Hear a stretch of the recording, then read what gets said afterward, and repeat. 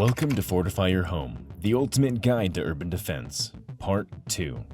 In today's uncertain world, especially in densely populated cities, a well-fortified home can be your sanctuary. Whether you're just beginning your preparedness journey, or you're a seasoned prepper looking to reinforce your urban home, this series is designed for you. Each part of this three-part series dives deep into the essential elements of urban home defense in an American context. From physical barriers and home security, to blackout preparedness and managing critical supplies, you'll get clear, actionable strategies for any typical US home or apartment. No fluff, no paranoia, just practical prepping that works. In this episode, we'll dive into 4 key areas: surveillance and early warning systems, blackout readiness and backup power solutions, strategic management of essential supplies for sheltering in place, and the importance of community dynamics and cooperation in urban security. By the end of this part, you'll know exactly how to strengthen your home's safety, stay powered during outages, maintain your critical supplies, and work effectively with neighbors to keep your family safe in any urban crisis. Let's take it layer by layer so you and your family stay safe, supplied, and prepared for whatever comes your way. Let's begin with surveillance and early warning systems. Knowledge is power when it comes to home defense. Seeing a threat before it reaches you can make all the difference. In an urban environment where help might just be a phone call away, at least during normal times, early warning is critical. So let's take a look at how to set up effective surveillance and detection for your urban fortress. Let's talk about security cameras. These days, modern systems are affordable and easy to install. Place cameras to cover your main entry points, the front door, the back door, driveway, or parking area, and any blind spots around your home. Cameras don't just record evidence, they also deter criminals. A study from UNC Charlotte found that about 60% of burglars avoid homes with visible cameras or alarm systems. Sometimes, just the sight of a camera is enough to make a thief move on. To be effective, choose cameras with night vision and either battery backup or local recording, so they don't go dark during a power outage. Many models can send alerts to your phone when motion is detected, letting you know when someone's creeping around before they even try to break in. If you're concerned about hackers or privacy, you can choose cameras that don't connect to the internet and instead record to a local DVR. But if you do use smart cameras, make sure to protect them with strong passwords. For example, a video doorbell at your front door lets you see and even speak to visitors or intruders remotely. It's useful for everyday security and for crisis situations alike. Let's move on to alarms and sensors. A home security system with door and window sensors and a loud siren can be a lifesaver. You don't necessarily need a subscription-based monitoring service, though those will contact the authorities for you. Even a DIY alarm that simply makes a deafening noise can do the job. The goal is to startle intruders, scare them off, and alert you and your neighbors. Place sensors on all doors and accessible windows. If a door opens or glass breaks, the alarm should scream. Most modern systems include battery backups, so they'll still work during blackouts. If you prefer a more low-tech approach, you can improvise alarms, hang bells on doorknobs, or place a glass bottle that falls when a door is opened. These simple tools still alert you quickly, especially at night. That said, a proper security system is strongly recommended. When an intruder forces a door and a 120 decibel siren goes off, they know the clock is ticking. Studies show that burglars flee immediately when they hear an alarm. Make sure your family knows how to arm and disarm the system and what to do if it goes off. Now, let's talk about motion sensors and lighting, 2 simple tools that can dramatically improve your home security. We already touched on exterior lighting, but consider indoor motion sensors or chimes as well. For example, a hallway motion sensor at night can trigger a light or alert if someone's moving around. Some inexpensive devices plug right into an outlet and chime when motion is detected. This is especially useful while you're sleeping. You'll know if someone made it inside. Interior motion-activated night lights can also help. They'll turn on automatically if you get up quickly, or if an intruder is moving inside. Sudden light can disorient them. Also outside, as mentioned, motion-activated floodlights should cover every approach to your home, because intruders don't like being in the spotlight. Now, let's take a look at low-tech warning systems. In a prolonged disaster, when high-tech fails, simple early warnings can still make a big difference. One classic method? Put gravel around your entry points, so you can literally hear footsteps. You can also rig a basic tripwire using tin cans along your property line. If someone trips it, it creates a loud rattling alarm. Just be sure to set it up carefully, to avoid false alarms from animals. In a high alert situation, some preppers use fishing line with bells strung around the yard. It's rudimentary, but it works as a last resort. Another great early warning system? A dog. We mentioned dogs as a deterrent in part 1 of this series, but they're also incredibly effective at sensing danger. A dog's hearing and sense of smell can detect someone creeping around long before you do. While trained guard dogs may alert or even engage, any dog that barks at strangers basically acts as a live alarm sensor. Just remember, don't rely on your dog alone. Use them alongside your cameras and alarms for layered protection. Now, beyond cameras, alarms, and motion sensors, there's another crucial layer to your home defense, and that's your own awareness. Beyond gadgets, simply maintaining good situational habits can significantly improve your early warning. For example, keep bushes and trees trimmed near doors and windows so no one can easily hide behind them. Also, use your peephole or camera before opening the door to anyone. If you live in an apartment, get in the habit of checking a hallway camera or glancing out the window when you hear something unusual. If your neighborhood uses a community text alert system or an app like Nextdoor, these can serve as a form of digital surveillance for local issues. Neighbors often report suspicious activity in real time, giving you valuable information before something becomes a threat. In short, stay connected to what's happening around you. The earlier you're aware of a threat, the more time you'll have to respond, whether that means activating your defenses, calling 911, or retreating to your safe room. By investing in surveillance and alarm systems, you're using technology as your eyes and ears 24/7. A well-lit, camera-watched, alarm-protected home is a hard target.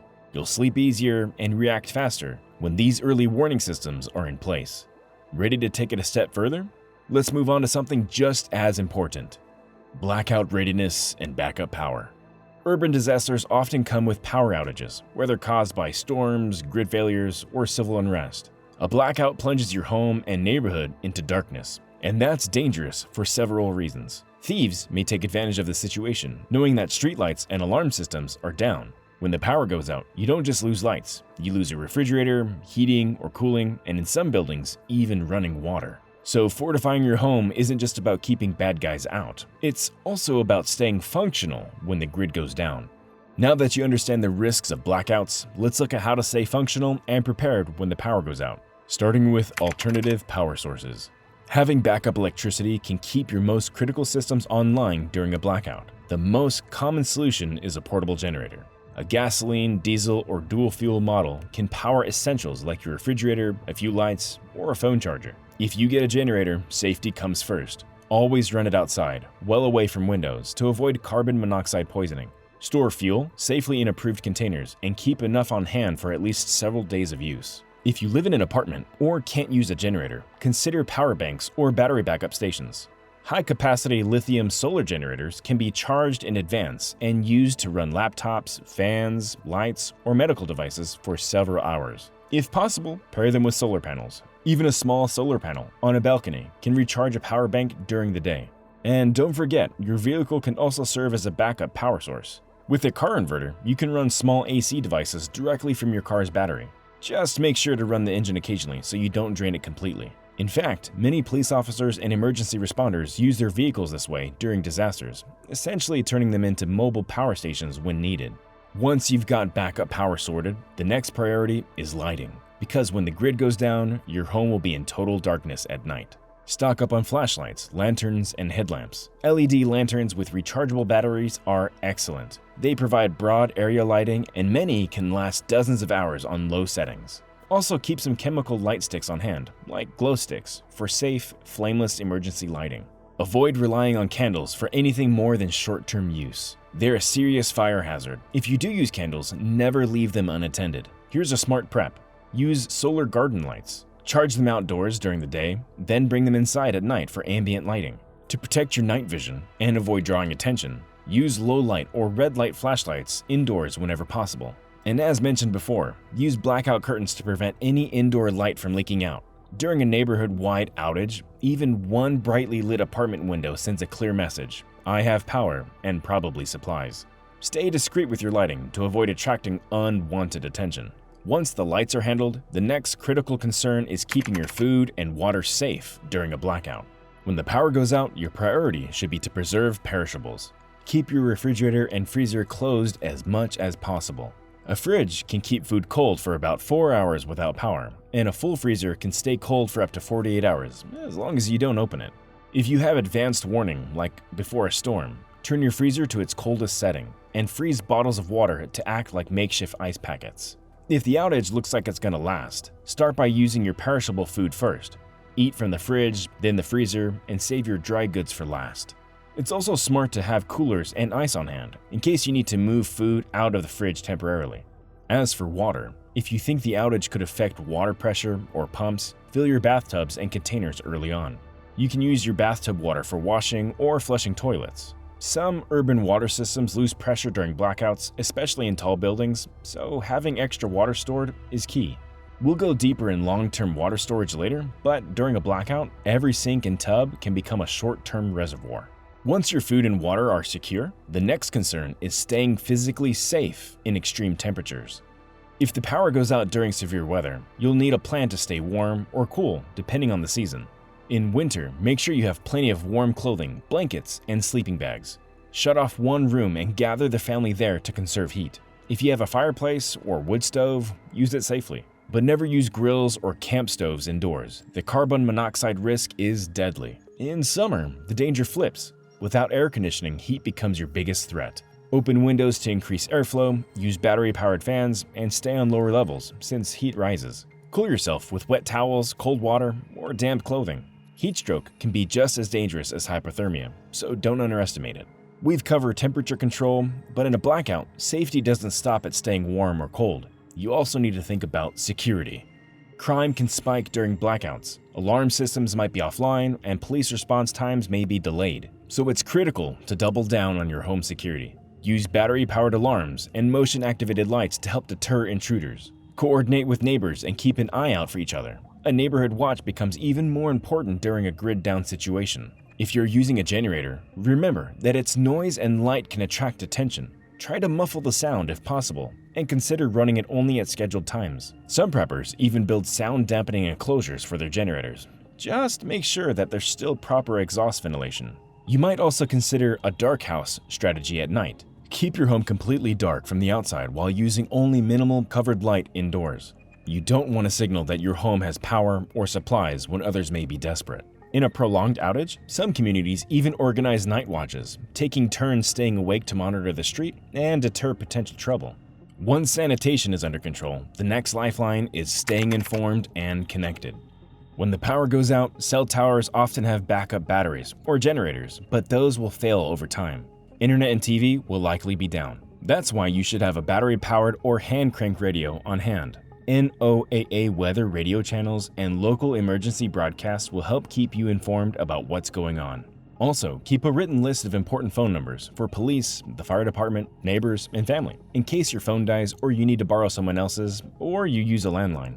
If you have two-way radios, like walkie-talkies, those can be invaluable for neighborhood communication when phones go down. Make sure everyone in your household knows how to use them and which channel to check in on. A well-prepared home can ride out a power outage that lasts hours, days, or even longer. With backup power, reliable supplies, and a plan to stay secure and comfortable, you turn a blackout from a crisis into a manageable inconvenience. Blackout readiness is a cornerstone of urban prepping because it's one of the most likely scenarios you'll face. When you combine that readiness with solid home fortifications, well, imagine being the only house on the block with lights on and a fridge still cold. You'll weather the storm in a far better shape than most. Just remember to keep a low profile as you do. Quick break here. If you're getting value from this video and you want to keep sharpening your prepping skills, do me a favor and hit that like button. And if you haven't already, subscribe and ring the notification bell so you don't miss any of the practical strategies and tips I share each week. Together we'll stay prepared, informed, and ahead of whatever life throws our way. Alright, let's get back to the video. Let's dive into supply management for shelter-in-place scenarios, because in an urban emergency, staying put might be your safest option. Fortifying your home physically is only half the battle. In many urban emergency scenarios, your best move is to stay put and bug in until things stabilize. That means your home must sustain you and your family without outside help, possibly for days or weeks. Supply management is about storing what you need and using it wisely so you're not forced to venture out when conditions are dangerous. Let's start with the foundation of all emergency prep, and the one thing you can't survive without for long: water storage. Water is your most critical supply. Aim to store at least 1 gallon of water per person per day for drinking and basic sanitation. FEMA recommends at least 3 days worth, but serious preppers often shoot for 2 weeks or more. In an urban setting, space is a premium, so use creative solutions. Stack flat water containers under beds, use water bricks or jerry cans in closets, or fill clean soda bottles and stash them in nooks. Don't forget water for pets too. Rotate your stored water every 6 to 12 months if not using commercially bottled water. In addition to stored water, make sure you have ways to purify more if needed, like filters, purification tablets, or even plain bleach. If tap water becomes unsafe, or you have to collect it from sources like rain, or in extreme cases, a fire hydrant, a gravity-fed filter such as a Berkey, or even a small backpacking filter, can make it safe to drink. Here's a tip. At the very start of any emergency, fill your bathtubs and sinks. It's an easy way to add dozens of extra gallons to your water reserves. With water covered, the next essential in your shelter-in-place strategy is food. Let's talk about your food stockpile. You'll want a stockpile of non-perishable food that can carry you through a crisis. Focus on calories and shelf life. Stock up on canned foods, dry goods like rice, pasta, beans, and peanut butter, plus high-energy snacks such as granola, nuts, and dried fruit. These are your staples. Aim for at least a 2-week food supply for everyone in your household. More if possible. Freeze-dried meals like Mountain House or military-style MREs are compact and last longer, but they can be expensive. You can build a solid pantry with regular supermarket items too. Just make sure to include foods your family actually likes. In stressful situations, familiar comfort foods can make a big difference. Don't forget a manual can opener and basic seasonings to fight off menu fatigue. Follow the rule: store what you eat what you store. Use and rotate your supplies regularly so nothing expires. Place older items in front and newer items in back. That keeps everything fresh. Also, consider special dietary needs like baby formula or pet food if that applies to your household. Let's talk about how to prepare meals during a power or gas outage. If electricity or gas goes down, how will you cook? Propane or butane camp stoves or tabletop grills are excellent emergency cooking options, but only use them outdoors or in a well-ventilated area for safety. Be sure to stock extra fuel. That includes small 1-pound propane canisters or extra butane cans, depending on your setup. A single-burner camp stove is enough to boil water for pasta or heat up canned soup with minimal effort. If you have a gas stove at home, you may still be able to light it with a match during a power outage, since the electric ignition won't work. But check your model first, and always proceed with caution. Keep some disposable plates and utensils on hand to save water when doing dishes isn't practical. And as mentioned earlier, have a plan for refrigeration. Eat perishables first, or cook up a feast on day 1 of the outage to use them up. Then switch to shelf-stable foods. Let's go over the medical supplies you should always have on hand. In an urban crisis, hospitals may be overwhelmed or even inaccessible. That's why it's critical to keep a well-stocked first aid kit at home. Include bandages, antiseptics, pain relievers, gloves, and any daily medications your family relies on. For prescription meds, try to keep at least a 30-day reserve and rotate them regularly so they don't expire. If someone in your home needs life-sustaining medication like insulin, talk to your doctor about emergency options. And have a way to keep it cool, like a small cooler with ice packs during a short-term outage. Also, think about typical urban hazards. Have N95 masks for dust or smoke, and keep multiple fire extinguishers around your home. Sanitation is often overlooked. Stock up on toilet paper, trash bags for waste, soap, hand sanitizer, and feminine hygiene products. In a crisis, staying clean and healthy means staying self-reliant and avoiding the need for outside help. Once your medical kit is stocked, it's time to think about fixing and fortifying.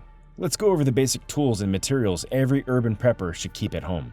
Part of supply management is having the right tools to fix problems when they arise. In an urban defense scenario, make sure you have basic tools like a hammer, nails, screwdrivers, duct tape, and plastic sheeting. These allow you to make quick emergency repairs, like boarding up a broken window or patching a leaky roof. A sturdy crowbar or pry bar can be useful for cleaning debris, or even for self-defense if needed. If you have space, store some wood planks or plywood. In a worst-case scenario, you can use them to barricade doors or windows. Pre-cut them to size if possible so you can act quickly. Also, be sure each family member has a reliable flashlight with spare batteries. Headlamps are especially useful since they leave your hands free. And don't forget about a battery-powered or solar radio, as mentioned earlier, to stay informed. While tools help you repair, some situations may call for protection. Let's talk about firearms or other self-defense tools and the responsibility that comes with them. In American urban defense, this topic is often top of mind. If you choose to keep firearms for home defense, make sure you're properly trained, that they're safely secured, and that they're accessible only to authorized adults, never to children or unauthorized persons. For many, a firearm is considered the ultimate defense tool once physical barriers are breached. But ownership carries serious responsibility, and legal implications we'll cover in a later section. At a minimum, also consider non-lethal options: pepper spray, tasers, a sturdy baseball bat, or a tactical baton. Choose what you're comfortable with using and what's legal in your area. Keep these tools in strategic places like pepper spray near the front door or a bat in the bedroom. But remember, these are last resort tools. Your first and most important goal is prevention, by fortifying your home, as we discussed earlier. Even the best stocked home can be vulnerable in one spot. That's why experienced preppers build in redundancy and set up supply caches in multiple locations. A smart approach to supply management is to avoid putting all your eggs in one basket. Within your home, store your supplies in multiple locations. If one area is damaged, say a fire in the kitchen, you don't want all your food and gear stored there. Keep your main stock in a pantry, but add some backup food and water in a bedroom closet or down in the basement. Some urban preppers even go further, renting nearby storage lockers or keeping a small cache at a friend's house. That way, if they ever had to evacuate or their main supply was compromised, they'd still have access to essentials. For beginners, this level of redundancy might seem like overkill, but as your preparedness plan matures, it's something worth considering. Good prepping isn't just about what you store, it's about how you manage it. Here's how to keep your stockpile organized and ready. And finally, take the time to inventory and organize your supplies. In a crisis, the last thing you want to be doing is scrambling for spare batteries or searching for that extra can opener. Keep a written list of what you have and track expiration dates so you can rotate items as needed. A well-organized prepper pantry, or even just a supply closet, can save you a lot of stress when it really matters. Label your bins or shelves clearly: food, medical, tools, and so on. In the chaos of an emergency, a little order goes a long way. By managing your supplies smartly, you ensure that when trouble hits, you can hunker down at home with confidence. You don't want to be the person caught in panic at the grocery store or wandering dangerous streets looking for water. Your fortified home will also be a stocked home, capable of keeping you fed, hydrated, healthy, and secure during the storm. This self-sufficiency is the heart of prepping, the ability to thrive without immediate outside assistance. Now we go deeper into the part of preparedness that most people overlook: community dynamics and security cooperation. No urban defense plan is complete without considering the people around you, your neighbors, and your broader community. In a crisis, humans can be both your greatest allies or your biggest risks. In normal times, a strong community can deter crime. Think neighborhood watch. But in extreme situations, working together can drastically improve your chances of staying safe and getting through it. So let's talk about community dynamics and how to navigate them wisely as a prepper. So, how exactly can your neighbors help, instead of becoming liabilities? Let's look at how the right people around you can act as force multipliers in a crisis. Even the most self-reliant prepper benefits from trustworthy neighbors. In a disaster, your neighbors are often your first responders. They're right there with you when it happens. A tight-knit neighborhood can share resources, watch each other's backs, and cover more ground than any one person ever could. For example, a few families on the same block could set up a 24/7 watch rotation, so everyone gets rest while someone is always keeping an eye out. One person alone can't stay awake every night, but 6 people working in shifts? That's manageable. Neighbors also bring different skills. One might be a nurse, another might have military or security experience. Someone else could be a mechanic or an electrician. In a prolonged crisis, pooling their knowledge and labor for things like clearing debris or treating injuries becomes truly invaluable. The time to connect with those around you isn't during a crisis, it's right now. Let's talk about how to build trust with neighbors without compromising your privacy. Don't wait for a disaster to introduce yourself. Get to know your neighbors during everyday life. You don't need to reveal that you're a prepper. In fact, it's wise to be cautious about operational security, but you can still figure out who seems reliable or like-minded. Start a casual conversation, something like, "Crazy weather lately. Do you have a plan if power goes out?" Their answer will give you a sense of how prepared they are. If you discover neighbors who also care about safety, you might suggest forming a neighborhood watch or even a simple mutual aid agreement. Some communities already hold meetings to discuss disaster planning. Attending those can connect you with others who take preparedness seriously. Your goal isn't to share your stockpile, it's to build a small, trusted network. People you know you could team up with if things really go wrong. When things get serious, a single household can only do so much. Working together with your neighbors creates strength and safety in numbers. Physically, a group of prepared neighbors can secure an entire street. Picture a scenario with civil unrest or looting after a hurricane. A single fortified house might still be overwhelmed, But if a whole cul-de-sac bands together, setting up checkpoints or barricades at the entrance, the area becomes a much harder target. There's historical precedent for this. During riots or blackouts, communities that organize block watch groups often deter troublemakers, because vandals tend to move on to the easier targets. If things got really bad, say if the rule of law collapsed, having a neighborhood-level defense plan could make all the difference. That might include rally points, shared radio frequencies, and dividing up responsibilities. It's a big step, but even just a few households working together can increase safety for everyone. One of the hardest decisions you may face is what to do if your neighbors didn't prepare. In an urban crisis, chances are many people around you will run out of food or water within just a few days. You'll need to decide how you'll handle requests for help. Ethically and morally, most of us want to help where we can. It's in our nature to come together during disasters. You might plan to keep a little extra on hand, like bottled water or bulk rice and beans, for charity and bartering. But this has to be balanced with operational security. If people believe you have a fully stocked pantry, the proverbial grocery store in your apartment, you may become a target. Some preppers manage this by appearing to be in the same boat as everyone else, while quietly keeping reserves. If you choose to share something, do it discreetly, and even downplay it by saying something like, "This is the last extra I can spare." In some cases, helping a neighbor can build trust and turn a potential threat into an ally. But it's a delicate balance, compassion versus self-preservation. Each situation will be different. The key is to think through the scenario ahead of time, so you're not caught off guard if someone shows up at your door asking for help. Cooperation is powerful, but it only works if you can communicate. Let's talk about setting up basic communication within your neighborhood defense group. Set up ways to communicate with your neighbors before a crisis happens. This could be as simple as a WhatsApp or a Signal group of your building or block, or just exchanging phone numbers or walkie-talkie channels ahead of time. That way, if something suspicious is going on, you can quickly alert each other. In many urban areas, people have created emergency text or email trees for exactly this purpose. If nothing like that exists in your neighborhood, consider starting one. You don't have to label it a prepper group. Just pitch it as a way to share power outage updates, check in on one another, or call if help is needed. You'll get more buy-in and create a stronger, safer community. Even in a strong community, stress can create conflict. Here's how to stay level-headed and navigate group dynamics when the pressure's on. Not all neighbors will get along, and a crisis can make tensions even worse. Be prepared to help mediate, or at least avoid adding fuel to the fire. If you're coordinating with a group for defense, try to agree on some basic ground rules. For example, no vigilantism and how to handle suspected looters, ideally by turning them over to the authorities if available. In high-stress situations, tempers flare easily. That's why it's so important to keep interactions positive and solution-focused. A calm, prepared attitude can be contagious. If you project confidence instead of panic, others may follow your lead. But also be realistic. If a neighbor is aggressive or untrustworthy, even in normal times, keep that in mind. In a crisis, that person may become a risk, someone to monitor or keep at a safe distance. Even in tough times, cities often provide support through local services. Here's how to stay informed and make smart use of community resources. Don't forget about help from the broader community. In many American cities, local fire stations, community centers, or CERT, community emergency response teams, may organize relief efforts. Staying informed about what's happening citywide can help you make smart decisions. For example, if the city sets up a water distribution point 10 blocks away, it might be safer to organize a small group to go collect supplies together, rather than everyone going out on their own.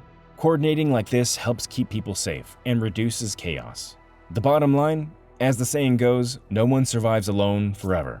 Your home may be a castle, but the community is the kingdom around it. Strengthen it if you can. A well-fortified home in a collapsing neighborhood is just a lonely island. But a well-fortified block? Now that's a fortress. By building trust and making plans with those around you, you multiply your security and your resilience. Just be wise about what you share and with whom to keep your family safe.